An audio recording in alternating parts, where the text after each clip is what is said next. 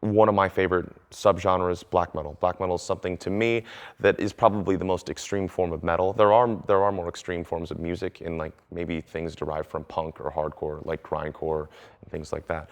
But black metal for me has always been the most intense. And what I've learned as being a fan of black metal for so long, that my favorite kind of black metal is the kind that constantly revolutionizes itself.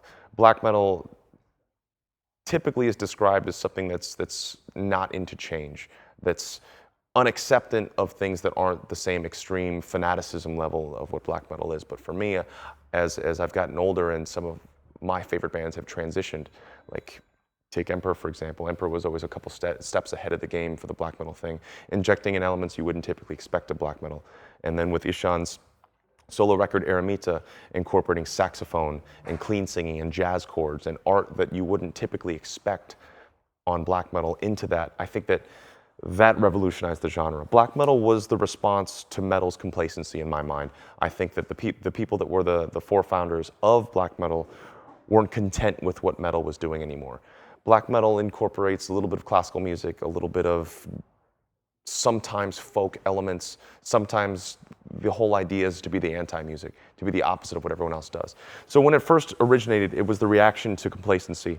And then I loved the kind that kept applying that same black metal ethos to black metal over and over again, revolutionizing it, changing what it's supposed to look like, what it can look like, and what it can sound like. But it's usually depicted with high screeching vocals, typically. Guitars aren't usually tuned down. It's usually six-string guitar for the old school style. Usually corpse paint adorned bands, imagery of Satanism and occultism and nature and cold nature. That's the original ideas of black metal. But since then, since the beginnings, it's shifted and become its own thing. But what I love about black metal, I learned about this old Norwegian folklore called the Oskori, Oskorei.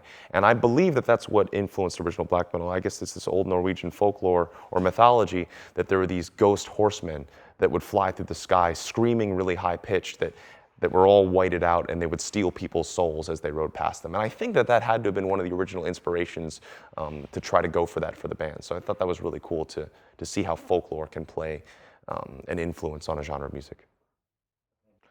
My biggest message to metal fans would be to keep supporting the genre they love. One thing amidst there being so many subgenres and so many bands nowadays and so many factions of metal, that I don't feel like the support is always given. I think there are people that are just into one thing, and anything that doesn't fit in that one subcategory isn't good enough. But the overall thing is anything that truly is metal at the heart needs to be supported, so that way bands can survive.